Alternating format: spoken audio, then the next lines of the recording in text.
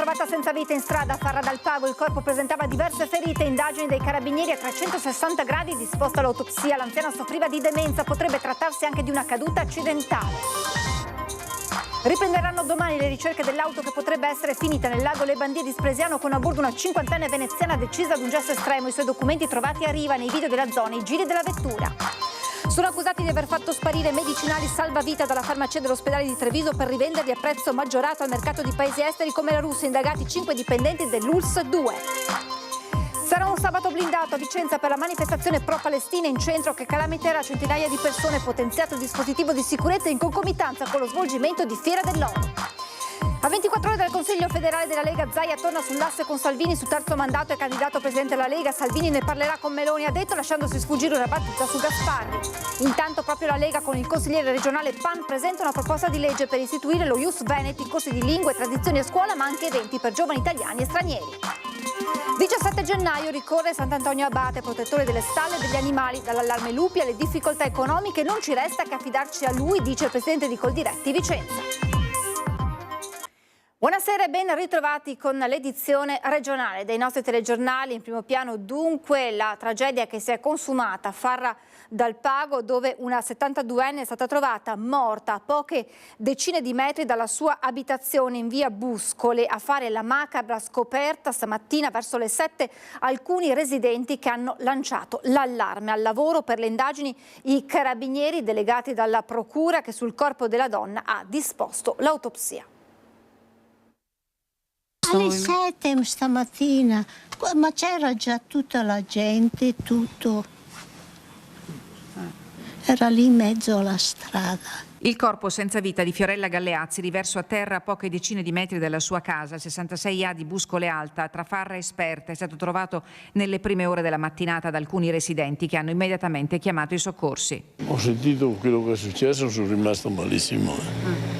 Mamma mia, ragazzi. 72 anni, originaria di Torino, Fiorella Galleazzi da anni si era trasferita nel Pago e viveva nell'abitazione della madre, una piccola villetta a 2 piani, lo spazio esterno con una rimessa adiacente il cui basculante aperto restituisce scampoli di vita quotidiana. Cosa sia accaduto lo scorso notte è un mistero. Subito si è pensato alla peggiore delle ipotesi, ma le indagini dei carabinieri e gli accertamenti medico-legali disposti dalla procura a breve dovrebbero chiarire la causa del decesso. I vicini sono increduli. La signora Fiorella era più che buona. Non faceva del male a nessuno. E allora perché è successo questo? Un giallo al momento senza spiegazioni. Fiorella Galleazzi indossava una camicia da notte. Chi l'ha vista oramai priva di vita avrebbe riferito di avere scorto ecchimosi sul suo corpo, ma al momento le ipotesi al vaglio degli inquirenti sono aperte e non escluderebbero anche circostanze imponderabili legate al deterioramento cognitivo di cui la donna pare soffrisse da qualche tempo. Come che mi diceva il genero, avevano la telecamera e loro stando laggiù vedevano tutti i movimenti. Quindi ieri sera alle 9 l'hanno vista, stava andando a letto. E dopo cosa è successo? Coordinati dalla procura stanno lavorando i carabinieri del nucleo investigativo e della scientifica che stanno ricostruendo le ultime ore di vita di Fiorella Galleazzi. Cordoglio e parole di vicinanza alla famiglia sono stati espressi dal sindaco di Alpago, Alberto Peterle, a nome di tutta la comunità che conosceva Fiorella, donna generosa, pronta a donarsi al prossimo. Faceva l'infermiera. Andava anche con la macchina lei, prima di ammalarsi. È stata una giornata di mobilitazione al lago Le Bandie a Spresiano, dove si cercano il corpo di una donna veneziana e la sua auto. Si sospetta il gesto estremo, anche se restano diversi aspetti da chiarire. La macchina si sarebbe immersa ieri sera. Al momento le ricerche hanno dato esito negativo, riprenderanno domani. Si esclude il coinvolgimento di terze persone.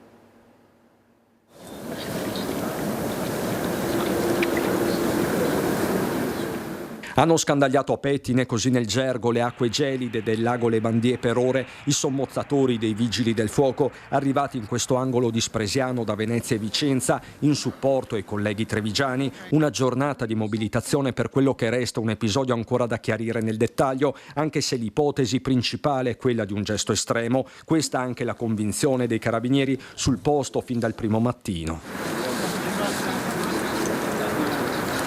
L'allarme parte quando sul lungolago vengono trovati alcuni documenti e delle coperte, ci sono anche dei segni di pneumatici che puntano dritto verso lo specchio d'acqua, qui dove un tempo c'era una cava. Gli effetti personali rimandano a una donna residente nell'Interland veneziano, classe 1963, che risulta fin da subito irreperibile. Vengono avvisati i familiari. L'area è di proprietà di Remo Mosole, anche lui arrivato sul posto.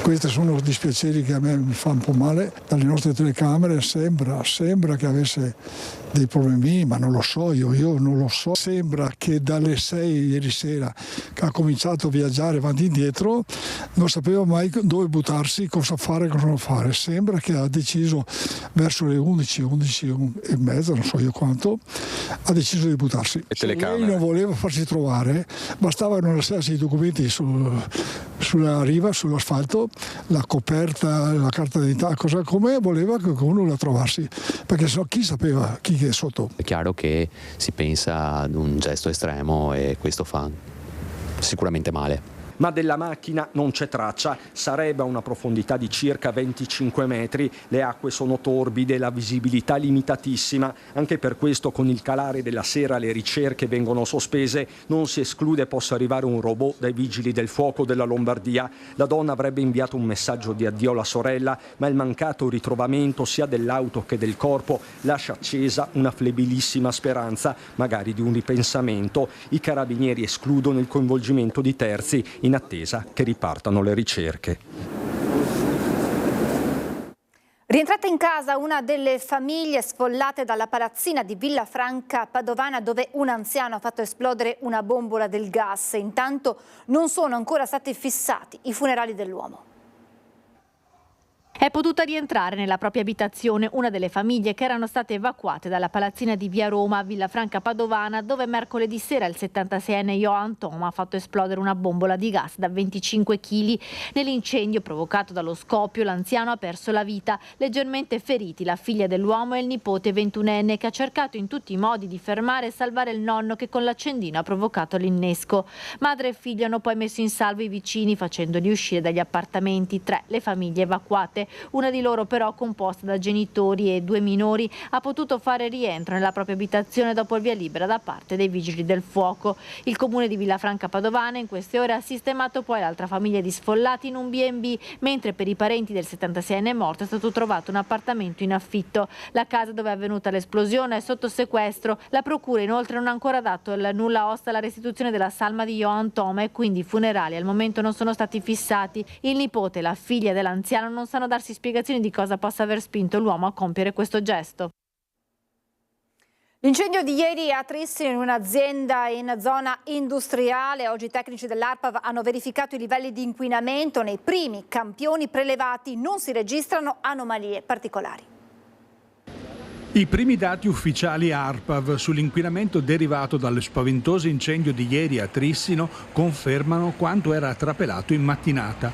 In nessun sito si osservano particolari inquinanti, anche grazie alla diluizione che le condizioni meteo hanno favorito, recita il primo commento ai dati corrispondenti ai campioni prelevati dagli ispettori. Un sospiro di sollievo per la popolazione che da ieri pomeriggio si era barricata in casa, su consiglio anche del sindaco, alla vista dell'inquietante colonna di fumo proveniente dalla zona industriale. A seguire un terrificante boato, anche una serie di esplosioni minori provocate dalle batterie e dagli accumulatori stoccati nell'azienda andata a fuoco. A minacciare presenti e soccorritori i frammenti di plastica che schizzavano come proiettili. Alla fine l'incendio è stato domato e circoscritto, il tetto dell'edificio è però imploso. Non è ancora noto l'ammontare dei danni né la causa dell'innesco, raggiunta dalle fiamme anche una vicina cabina elettrica.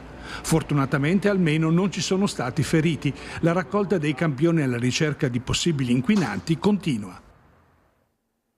Sono accusati di aver fatto sparire medicinali salvavita dalla farmacia dell'ospedale di Treviso per rivenderli a prezzo maggiorato al mercato di paesi esteri come la Russia. Indagati 5 dipendenti dell'ULSS 2, un traffico che andrebbe avanti da anni. I conti che non tornano, i farmaci che non si trovano. Centinaia di scatole di medicinali antitumorali dal valore fino ai 10.000 euro ciascuna sparite dal magazzino della farmacia ospedaliera di Treviso. Indagine risalente al 2021 che conta 5 indagati, il direttore dell'epoca della farmacia e altri collaboratori stretti. Un furto da 320.000 euro. L'inchiesta, partita dopo la denuncia da parte dell'ULSS 2 riguardante delle irregolarità nella conservazione dei medicinali nelle farmacie ospedaliere di Oderzo e Treviso. Dopo un primo controllo dei NAS nell'estate 2021 nel laboratorio galenico del capoluogo e nelle rispettive farmacie. Proprio durante i controlli la segnalazione ai militari da parte dell'azienda sanitaria: alcuni farmaci salvavita erano spariti. Allarme che ha fatto scattare nell'immediato la perquisizione dei NAS. A mancare un centinaio di scatole trovate, alcune conservate nell'armadietto dell'ufficio del direttore della farmacia e altre 69 dentro un sacchetto consegnato spontaneamente ai militari da una magazziniera. 320.000 euro il valore dei farmaci salvavita destinati alla vendita al mercato nero estero ad un prezzo molto più alto, probabilmente diretti anche in Russia. Ma l'ammontare del danno economico per la struttura sanitaria della Marca è rilevante e ancora in via di quantificazione. Indagini ancora in corso. Sulla vicenda l'azienda sanitaria che aveva fatto partire la denuncia non rilascia alcuna dichiarazione, ma fa sapere che sta fornendo la massima collaborazione agli inquirenti al fine di ricostruire con precisione l'esatta dinamica dei fatti. Sarà un sabato blindato a Vicenza per la manifestazione pro-Palestina in centro che calamiterà centinaia di persone. È stato potenziato il dispositivo di sicurezza in concomitanza con lo svolgimento della Fiera dell'Oro. Saranno 80 gli agenti in più arrivati da altre province. Associazioni del territorio, centri sociali, sindacati, partiti, una cinquantina tra le varie realtà chiamate a raccolta per partecipare al corteo di domani pomeriggio per chiedere lo stop alle guerre, al genocidio del popolo palestinese. Corteo che partirà alle 14.30 in piazza Castello per arrivare in via Fermi attraversando corso San Felice verso San Lazzaro. Corteo che si svolge in concomitanza con la Fiera Oro inaugurata oggi, che sarà blindato e lontano dai padiglioni dopo che lo scorso anno gli attivisti dei centri sociali, manifestando contro le azioni di Israele a Gaza, tentarono di raggiungere i padiglioni della fiera uscendo dal percorso autorizzato. Manifestazione che era poi sfociata in violenti scontri di piazza, disordini che provocarono anche il ferimento di alcuni agenti. Mobilitazione di domani che calamiterà centinaia di persone e che gli organizzatori annunciano si svolgerà in forma pacifica. Non ci sono segnali, anche grazie al fatto che sabato permettendo, come sapete, Israele e Hamas stanno firmando il noto accordo di cui oggi tutti i media parlano. Questo dovrebbe un pochino calmare la situazione. Certo, vi sono delle frange estreme che cercano occasioni in realtà per darsi ad atti di vandalismo, di violenza, quindi lì non si può mai metterci la mano sul fuoco. Noi siamo pronti, il dispositivo è preparato. Corteo pro-Palestina che domani vedrà un gran dispiegamento di forze, 80 gli agenti in più chiamati da altre province. Le posso dire quanti ne abbiamo chiesti in più rispetto a quelli che la questura mette in gioco, che saranno praticamente tutti, non ci sono permessi, non ci sono ferie in questi giorni, che sono 80, abbiamo chiesto altre 80 persone dalle province vicine e le abbiamo ottenute. Elezioni regionali a 24 ore dal Consiglio federale della Lega. Zaia torna sull'asse con Salvini su terzo mandato e candidato presidente alla Lega. Salvini ne parlerà con Meloni, ha detto, lasciandosi poi sfuggire una battuta: mi sfamerò. Polemica strisciante tra Mario Conte e Fratelli d'Italia. Presidente, qui si parla di futuro, di progetti futuri. Continuerà a occuparsene lei? Di cosa? Della regione, della sua economia, anche di questo settore. Mi sfamerò. Una battuta fulminea, ma rivelatrice, quella che Luca Zaia fa a margine della presentazione di Vicenza Oro e che segue a quell'espressione sfameremo Zaia usata dal capogruppo di Forza Italia al Senato Maurizio Gasparri, che tanti mal di pancia interni ha creato a meno di 24 ore dal Consiglio federale che ha segnato l'asse tra Salvini e il governatore del Veneto e quest'ultimo a rompere il silenzio del post riunione. È stato un incontro assolutamente tranquillo e più che intesa, c'è una comunanza di visioni rispetto a quello che dovrebbe essere il futuro di questa regione. Il segretario, ma unanimemente tutto il Consiglio federale, ha deciso che si vada avanti verso la direzione di discutere all'interno della maggioranza per avere la candidatura in Veneto. Insomma, la linea è tracciata, il doppio nodo su terzo mandato e presidenza alla Lega a questo punto dovrà essere sciolto dai leader. Noi oggi confermiamo che il segretario Salvini parlerà con la Meloni, io non ho altro da aggiungere. Quanto a eventuali ripercussioni di uno strappo in Veneto sull'alleanza di governo, Zaia da Vicenza frena. Ho l'impressione che noi mettiamo sempre troppo il carro davanti ai buoi, disegniamo anche degli scenari che poi magari non sono neanche reali. Concretamente noi partiamo da un punto di partenza, una buona amministrazione che ha governato per 14 anni in questa regione e penso che non sia imprescindibile la volontà dei veneti. La Lega prova a vendere cara la pelle, dice l'Azzurro, Flavio Tosi, Via Repubblica. Zaia non ha chance. Il concetto, se non ci sarà un candidato presidente di Fratelli d'Italia, ci sarò io. Fa intendere senza tanti giri di parole, ma lo scontro è strisciante. Questo è il post del coordinatore regionale meloniano Luca De Carlo, con su scritto il famelico De Carlo. Sullo sfondo l'articolo del Foglio, dove si attribuisce al leghista Mario Conte una descrizione impietosa degli alleati definiti come famelici, impreparati, perdenti, ma il partito della Premier nelle dichiarazioni ufficiali resta cautissimo. Penso che faccia parte anche del gioco delle parti in questo momento mostrare un po' i muscoli, nessuno vuole mettere in dubbio lo straordinario consenso che Luca Zaia ha saputo costruire attorno a sé. Allo stesso tempo penso che un partito come Fratelli d'Italia che abbia tutto il diritto sacrosanto di poter sedersi al tavolo esprimendo una classe dirigente assolutamente all'altezza per raccogliere la sfida del dopo Zaia. E intanto il consigliere regionale della Lega, Giuseppe Pan, ha depositato il progetto di legge per l'istituzione dello Ius Veneti. È un modo nuovo di porre un'attenzione anche a chi viene da fuori e che comunque li aiuti a inserirsi nel vero contesto sociale, nella vera realtà che adesso vivono. Queste le motivazioni che hanno spinto il consigliere regionale Giuseppe Pan a depositare una proposta di legge per l'istituzione dello Ius Veneti, una nuova forma di cittadinanza culturale radicata nelle tradizioni, nei costumi e nella storia del Veneto. Un progetto rivolto soprattutto ai giovani e ai cittadini stranieri che arrivano nel nostro territorio per vivere e lavorare. Sia giusto che venga inserito nei programmi scolastici, che venga inserito nei programmi delle associazioni, nei programmi anche delle amministrazioni comunali, una parte di quella che è la nostra storia, la nostra identità della Repubblica Veneta, la nostra bandiera, la nostra lingua, che è poi anche declinata nelle varie province, ma anche l'enogastronomia. È una maniera per aiutare a questi nuovi cittadini che si affacceranno a essere nostri concittadini, che sono già nostri concittadini, ma anche gli stessi giovani delle nuove generazioni Z, chiamiamole così, far capire che la nostra cultura, la nostra identità arriva da lontano. Con questa legge, aggiunge Pan, vogliamo anche sostenere tutte quelle iniziative che mirano a diffondere la conoscenza della cultura veneta, dalle scuole alle università fino agli eventi pubblici in collaborazione con enti locali, associazioni culturali e scuole alberghiere.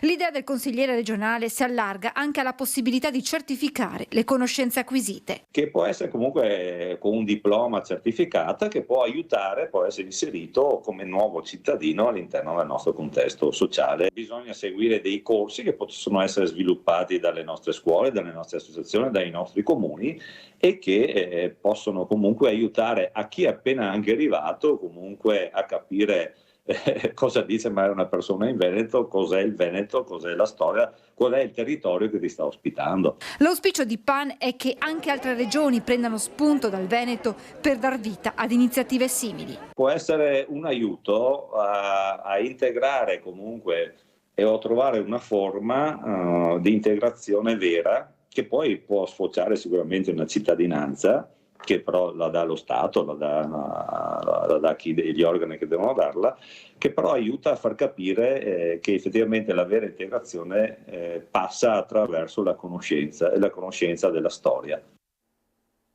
Voltiamo pagina, oggi 17 gennaio, ricorre Sant'Antonio Abate, protettore delle stalle e degli animali. Siamo stati nella stalla di Pietro Guderzo, presidente della Coldiretti Vicentina.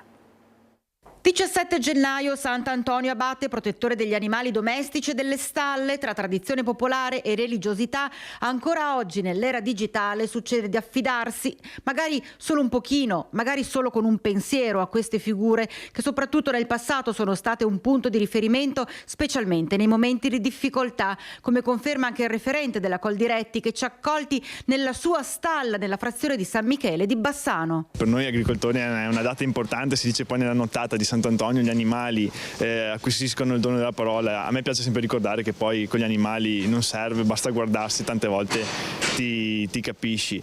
Un po' di tranquillità chiediamo a Sant'Antonio, nel senso che abbiamo vissuto anni anche difficili, non solo il comparto agricolo. Se il contesto poi economico diventasse anche un po' più tranquillo, con meno impennate o cose che mettono in difficoltà le aziende, sarebbe tanto di guadagnato.